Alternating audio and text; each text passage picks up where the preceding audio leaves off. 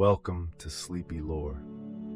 Tonight we follow a thread into the dark, the story of Theseus, the Minotaur, and the labyrinth that swallowed them both.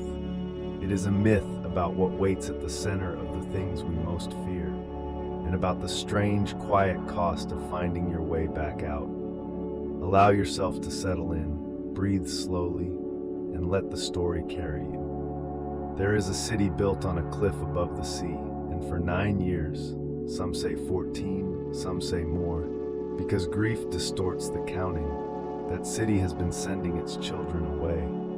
Athens, proud and suffering Athens. Every year the ships come from Crete, their sails dark as bruises, and the tribute is collected. 7 young men and 7 young women, chosen by lot, chosen by fate, which in those days were considered the same thing. They walk to the harbor through streets that have gone very quiet.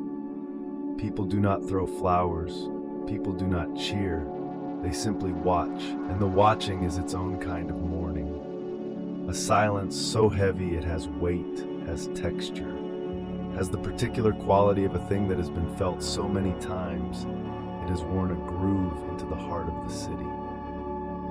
The reason, if you want to call it that, reaches back years before, to the death of Androgeus, the son of King Minos of Crete, who came to Athens and died there under circumstances that history has never quite agreed upon. Some say he was sent into danger deliberately.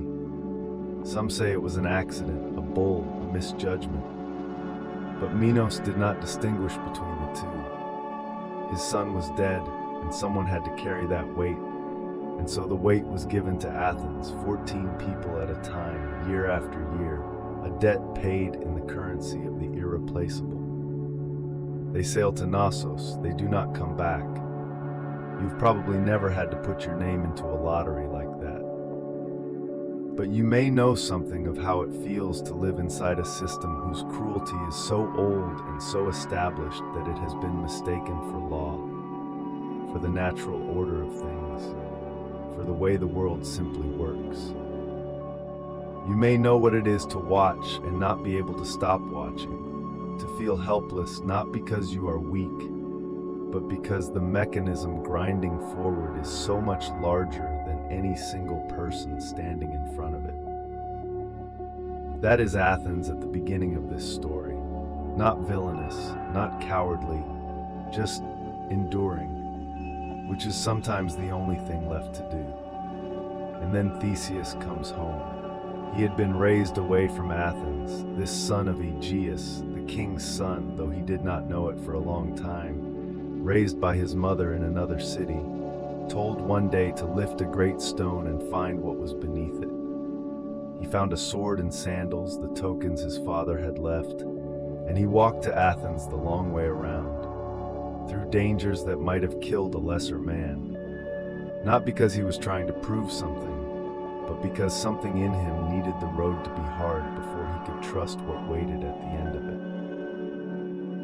He arrives and finds a city in grief, finds his father, Aegeus, old and worn and hollow, with a particular kind of guilt, the guilt of the person who survives by letting others go. The lottery is about to be drawn again. The Cretan ships are in the harbor, and Theseus does a thing that surprises everyone, including perhaps himself. He volunteers, not in the way that heroes do in stories, with speeches and declarations and crowds roaring their approval. Quietly, he says, "I will go, let me go." He is the king's son. He does not have to. The lot would not have found him.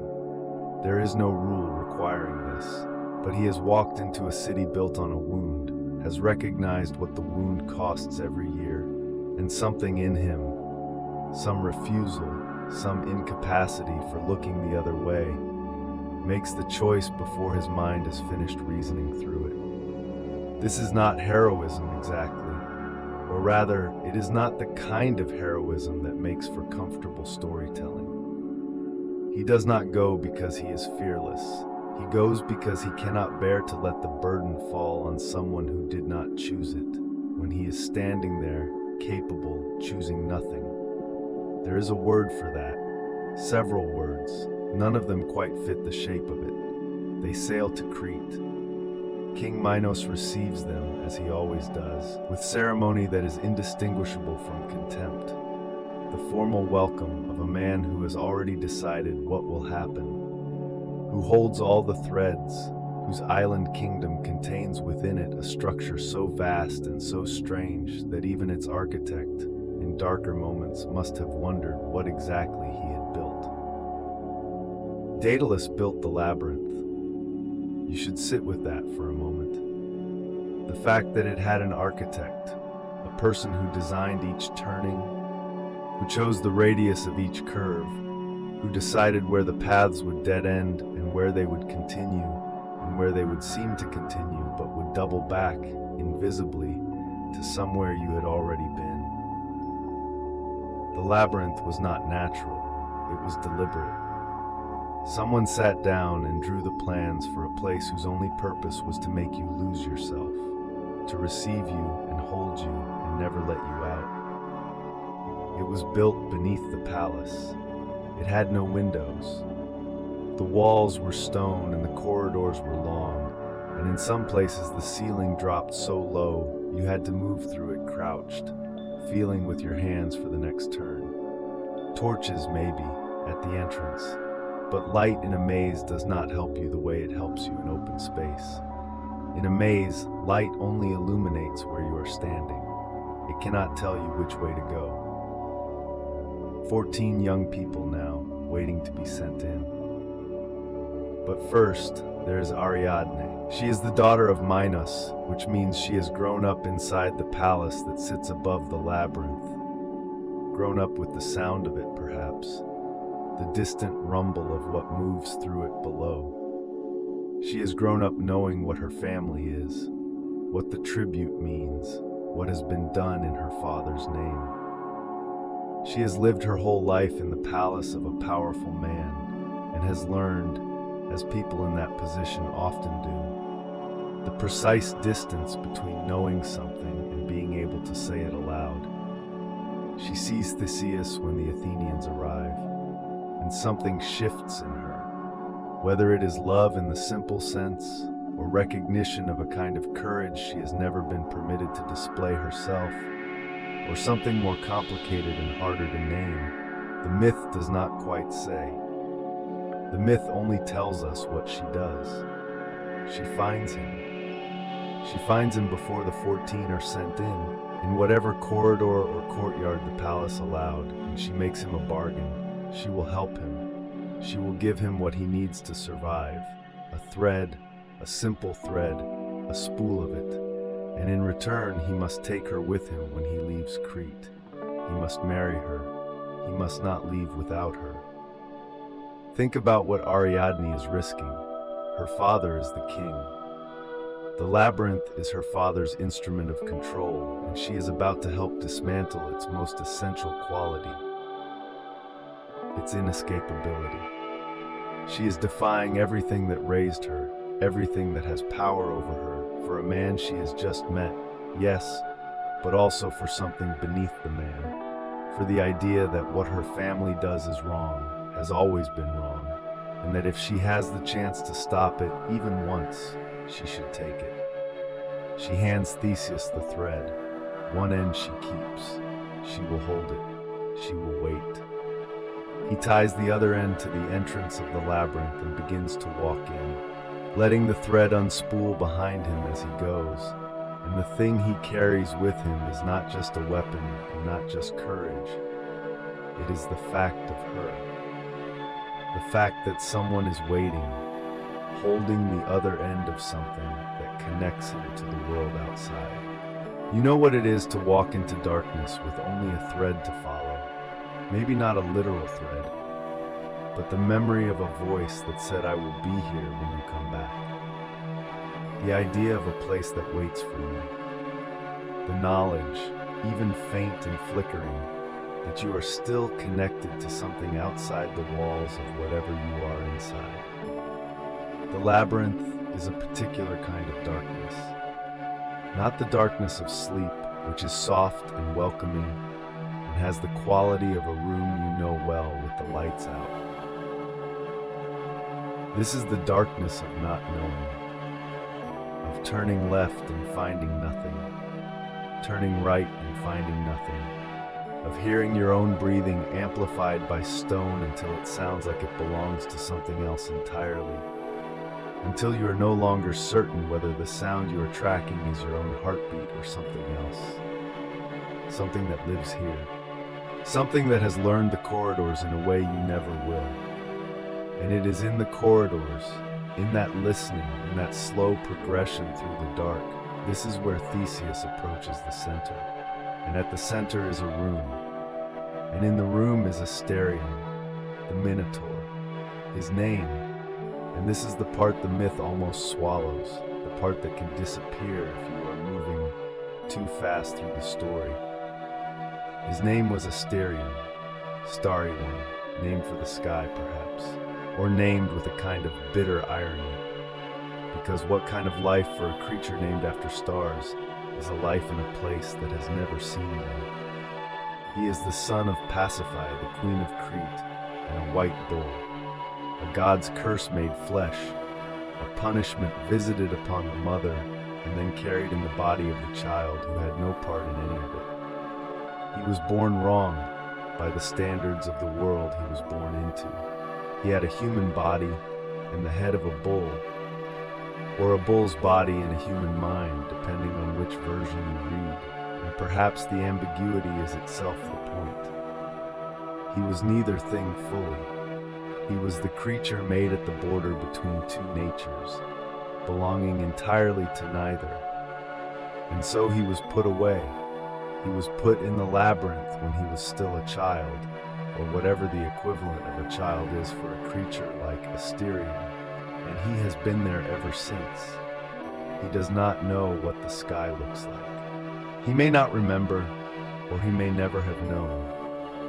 He has learned the corridors the way anyone learns the walls of the place they cannot leave, by feel, by repetition, by the particular sound each section of stone makes when you walk past it, by the temperature of different passages at different times, by the faint seepage of light or the total absence of it. He is not a monster because he was born monstrous.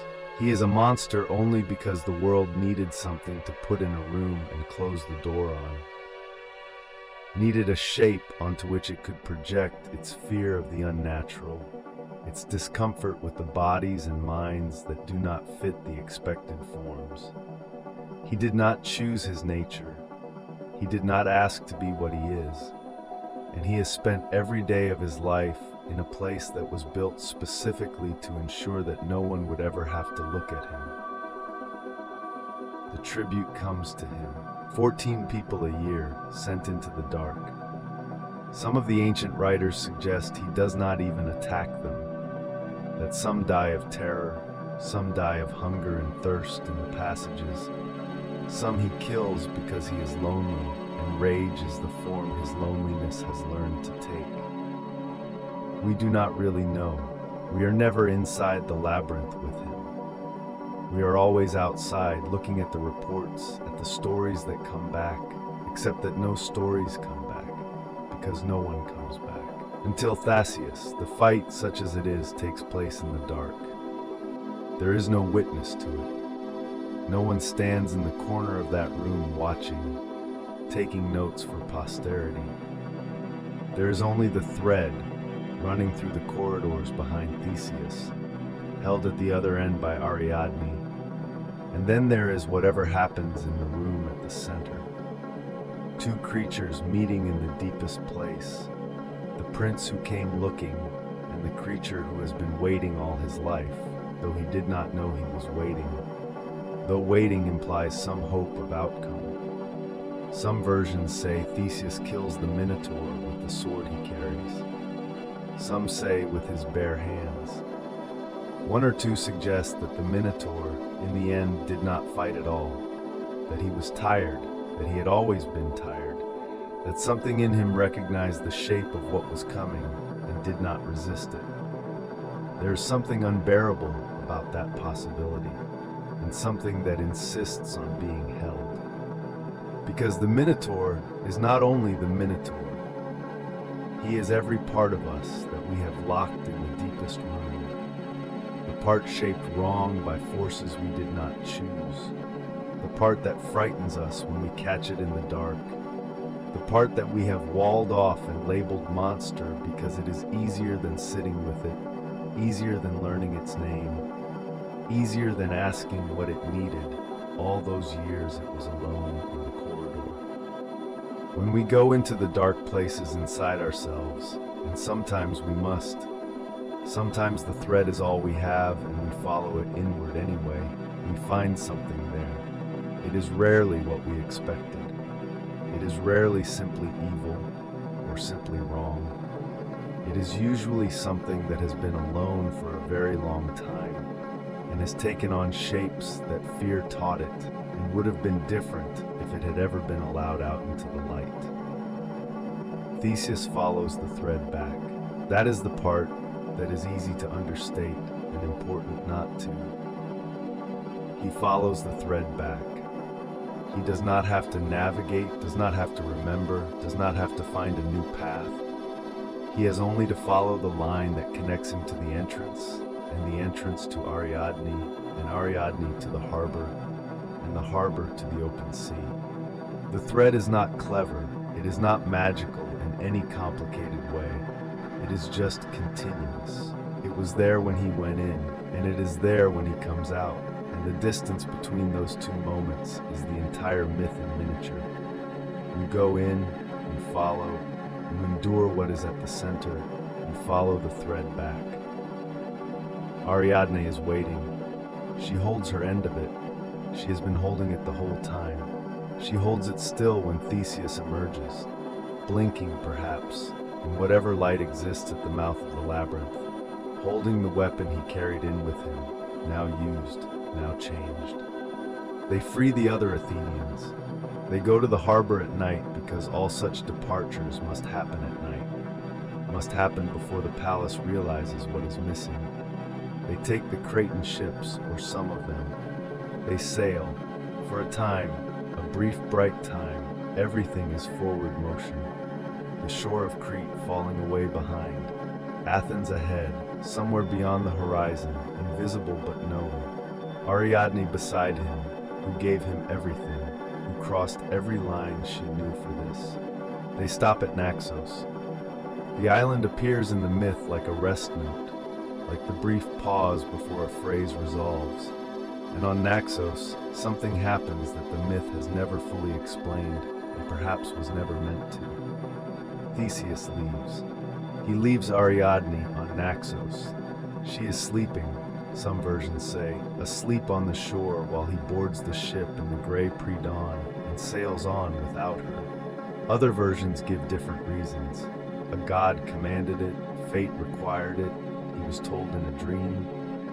But none of the reasons quite land with the weight they would need to. Because what remains, what the myth cannot explain away, is that the woman who saved his life with a thread, who risked everything, who gave up her home and her family and her safety for him, woke up alone on a strange island to find his ship already small on the horizon. The myths tell us she survived, that Dionysus found her there, loved her, made her a goddess, or something like one, that she did not need Theseus in the end. Maybe that is even true, but it does not quite reach the part of us that holds, despite everything, the image of someone standing on a shore, watching a sail disappear, holding nothing, and then the other forgetting. He forgets the sail. This is the part that breaks the story open, the part that reveals what myths are really doing when they refuse to be tidy. When Theseus left Athens, his father Aegeus had made him promise, "If you come back, change the sail." The ships go to Crete with black sails, the color of mourning, because the tribute does not expect to return. But if Theseus lived, if he came back, he would raise white sails instead, so that Aegeus, watching from the cliffs above the harbor, could know before the ship even docked. And Theseus forgets. he forgets. He's coming home from a victory, perhaps still inside it, still inside the strange compressed space of survival, and the sails remain black, and Aegeus sees them from the cliff. The black sails, the same black sails that have been returning for years full of absence. And he does not wait. He falls, or he jumps. The cliff and the sea below, and the sea has been called the Aegean Sea ever since, which is its own kind of memorial, the way names carry grief long after the grief has been forgotten. Theseus arrives in Athens and his father is already gone. He walks into the harbor of his victory, and it is also the harbor of something he cannot undo. He saved 14 people. He broke the tribute.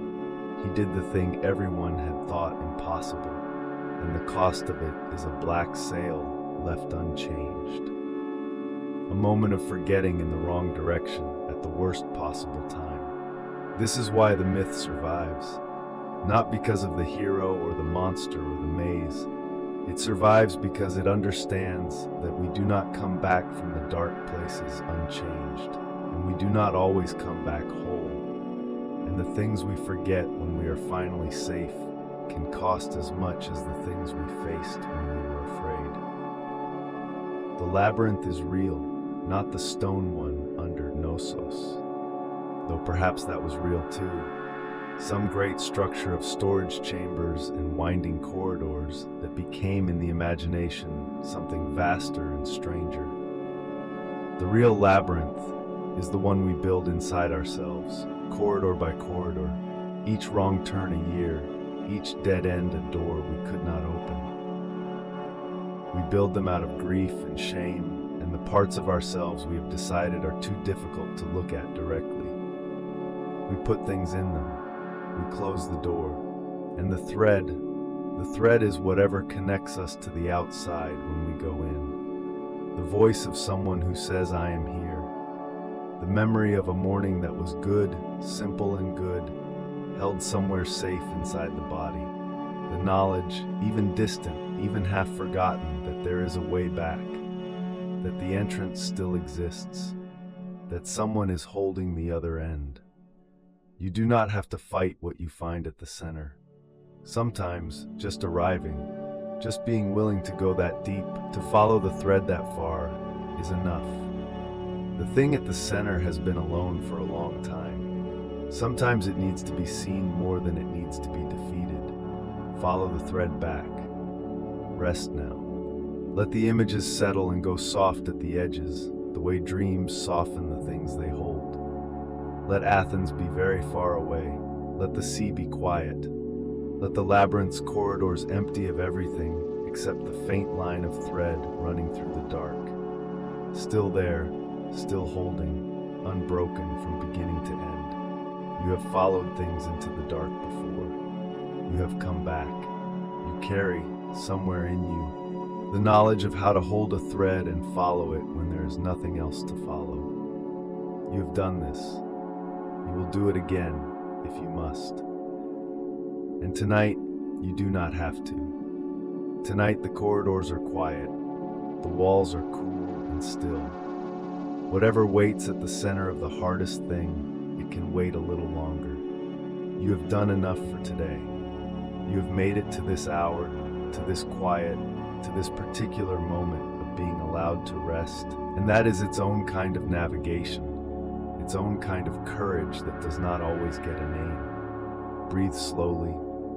Let the story finish settling into whatever it will become in you. Not a memory exactly, not a lesson, but something softer, something that lives in the body the way old music does, recognized before it is understood.